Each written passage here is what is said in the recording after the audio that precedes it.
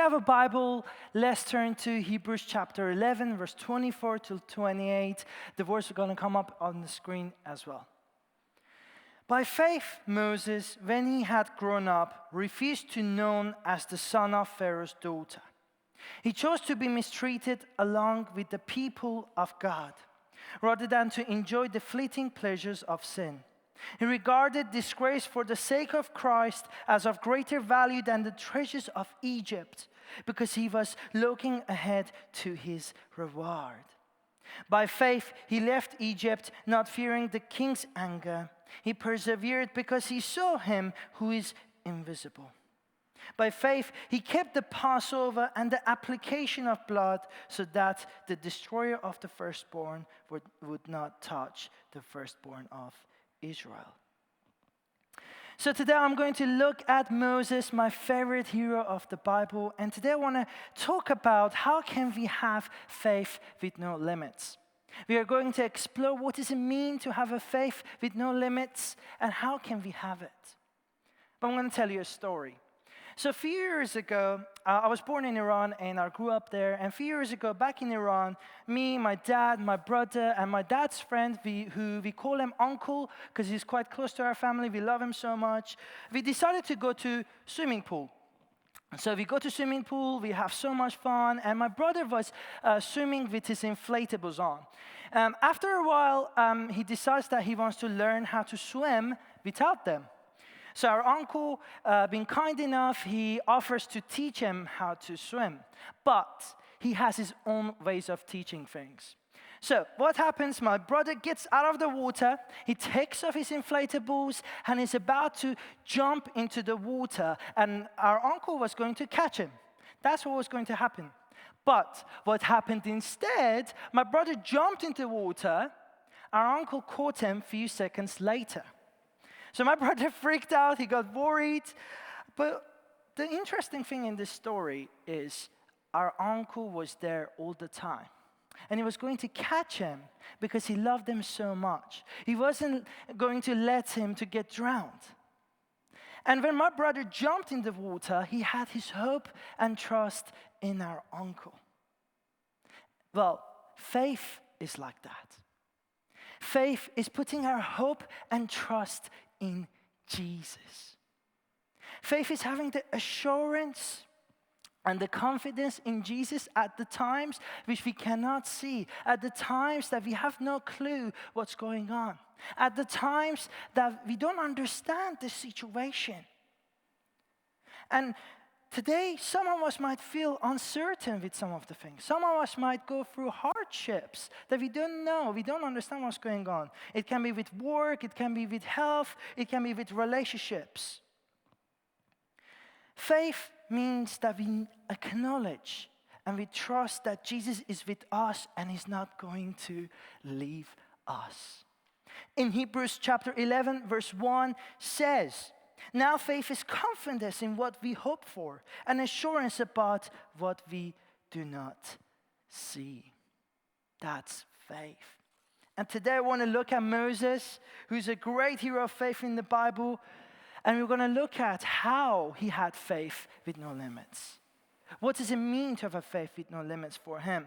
But when we see in these verses in Hebrews chapter 11, from verse 24 till 28, we see there's a lot of by faith statements.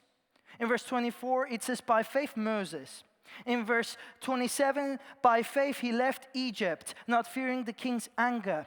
Verse 28, by faith he kept the Passover and the application of blood.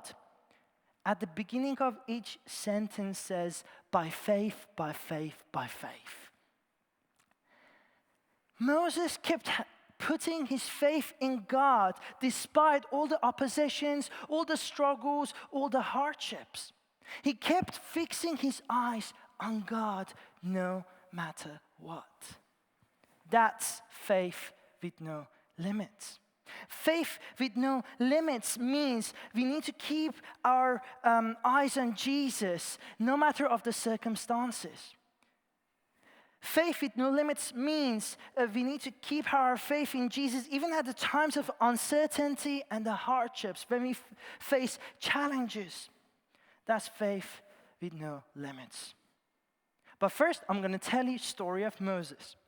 Well, in Egypt, Pharaoh orders to kill every Hebrew boy that is a firstborn.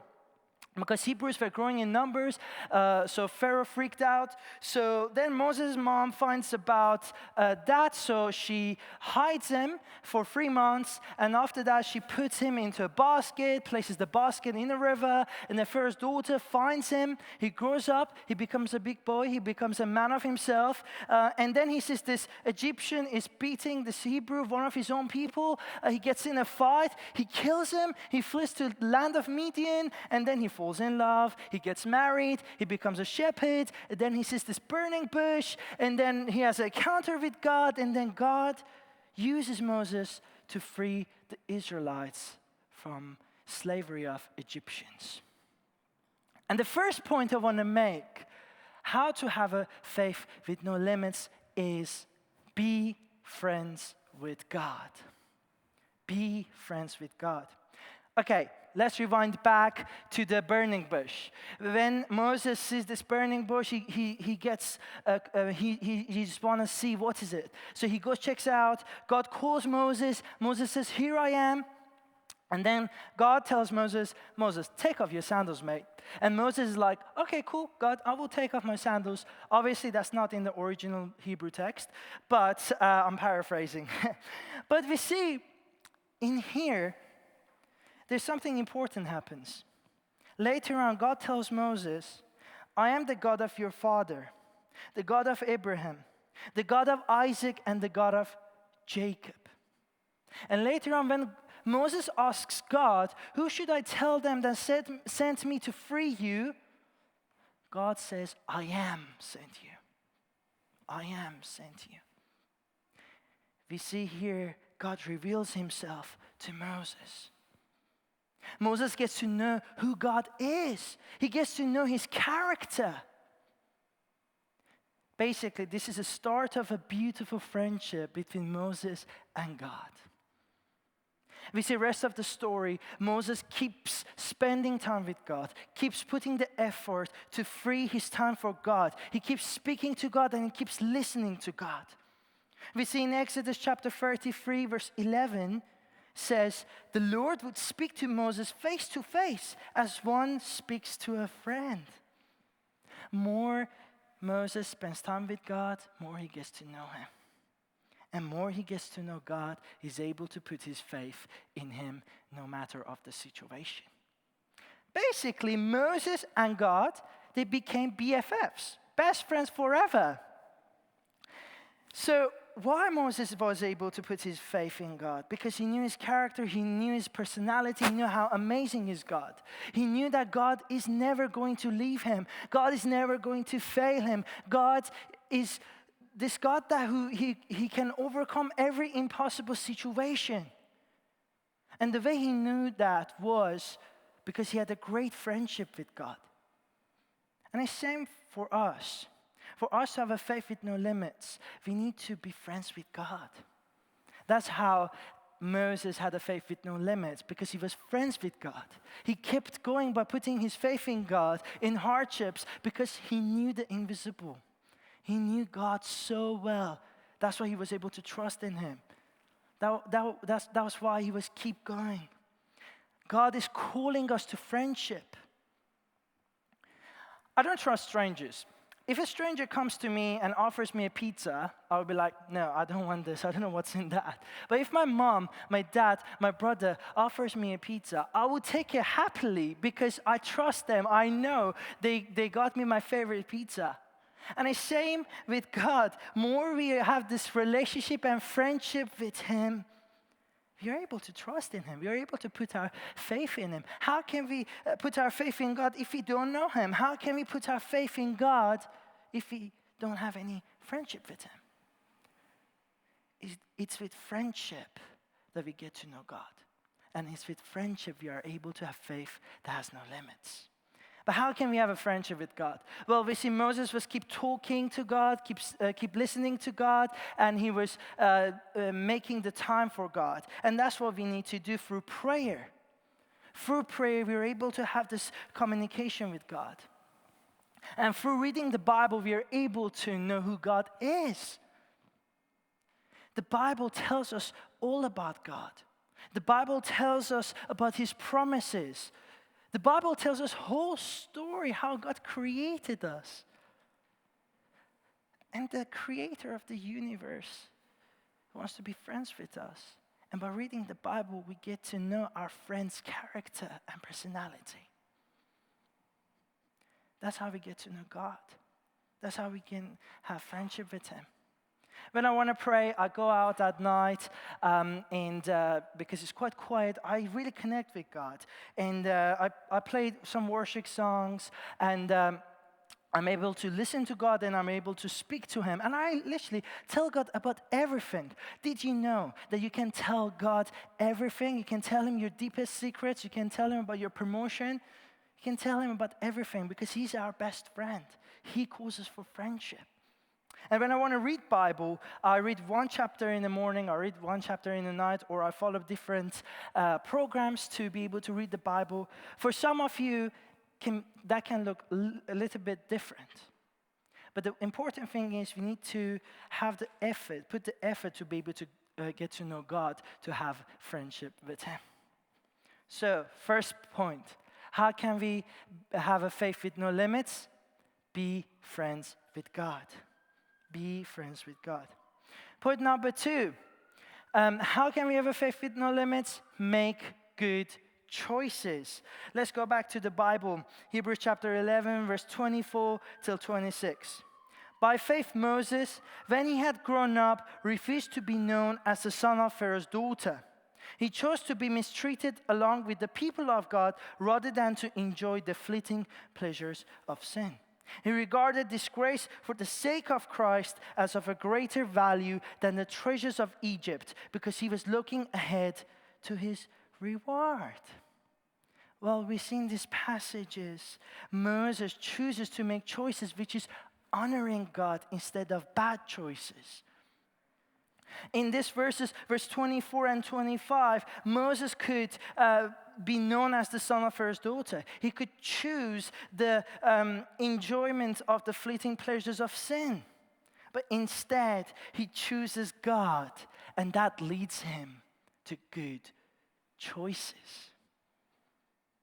Because Moses chose God, that fueled him, that gave him strength to be able to endure and persevere at hardships and mistreatments. Moses, by choosing God over sin, he was able to make good choices.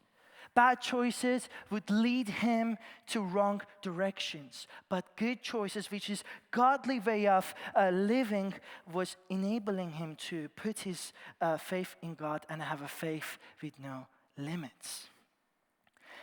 And for us to have a faith with no limits, we need to choose Jesus over temptation and committing sin. And that will lead us to good choices. Choosing Jesus results us good choices. And by saying good choices, I don't mean choose fruits over sweets. What we are talking about is making good choices. It is following Jesus and living a Christ-centered life. That's what it means. It's not about rules and relationship with Jesus. It's not about rules. It's about relationship with Jesus. It's all about that. Sin separates us from God, but Jesus gets us closer to Him. That's why we need to choose Him. When we choose Him, we are able to have a relationship with Him, and we are able to have a friendship with Him, and that leads us to good choices. Do you see that connection here? The first point is connected to the second point. But it's not easy. It's hard. Actually, we're more likely to make bad choices when we are under pressure. We are more vulnerable at that times. That's why we need to choose Jesus. I'm going to tell you another story. So 3 years ago, I was working at a phone company in a retail. I was a sales advisor, and I was with this customer. I was making a sale. I made my first sale, and I was about to make my second sale. But the second sale involved lying. So I had so much pressure from my colleagues, my manager. They were all pushing me to lie because I could get a second sale out of that lady and I could make money. Like we would get commission when you make a sale. And I was about to lie, and I was reminded that this is not what Jesus wants me to do. I was reminded of his love, that he died on the cross because he loved me. This is not honoring God. If I lie, I wouldn't be able to honor God. So I chose Jesus. And choosing Jesus led me to making the good choice. And obviously, my colleagues were mad at me the next day. But what happened was I had this peace in my heart. I felt like I'm closer to Jesus. I felt like I was filled with joy. Choosing Jesus gives us joy, gives us peace. And it's rewarding. As it says in the verses, it says he was looking ahead to his reward. It's rewarding. Well, none of us are perfect, though. Sometimes we try our best to choose Jesus, but sometimes we might fail. And we see, let me show you something really cool in the Bible. We see in the Old Testament, God, who is the I am in Hebrew is Yahweh. Yahweh, I am, takes the Israelites out of Egypt, frees them from slavery, and saves them, right? In the New Testament, Jesus says he's I am. Jesus is the image of the invisible God. And we see in the book of John, Jesus says, I am 7 times. I am the bread of life. I am the light of the world. I am the door. I am the good shepherd. I am the resurrection and the life. I am the way and the truth and the life. I am the true wine. As we see, Jesus says, he's the I am. We see in the Old Testament the I am who took the Israelites out of slavery of Egyptians and saved the Israelites. Jesus, who's I am, is going to free us from slavery of sin, and is going to save us by dying on the cross.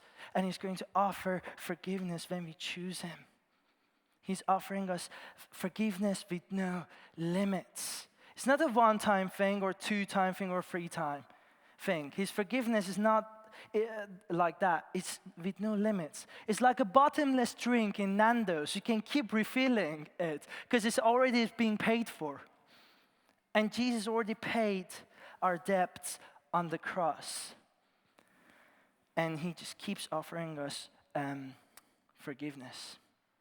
And this is the thing. When we make the bad choices brings discomfort. Bad choices, which is sin, brings shame and guilt. And when we're in shame and guilt, that can lead us to more sin. But this is the amazing thing about Jesus. He's here to take our shame and guilt from us. When we choose him, he's able to take that from us. Jesus offers security, peace, love, compassion. And we know he's always with us. So that's why we need to keep choosing Jesus no matter what. We need to keep choosing Jesus over sin, keep choosing Jesus over shame, keep choosing Jesus over guilt. So we need to choose Jesus, and Jesus leads us to good choices. That's my second point. Let's go to the third point. So how can we have a faith with no limits? Trust God fully. Trust God fully. Let's go back to the Bible, Hebrews chapter 11, verse 27. By faith, he left Egypt, not fearing the king's anger. He persevered because he saw him who was invisible. Wow, in this verse, we see that in this verse, Moses is able to go through the situations, but trusting God fully with all of his heart, and he doesn't rely on his understanding. He trusts God no matter of the circumstances. He keeps relying on God's strength rather than his strength. Moses himself has no strength.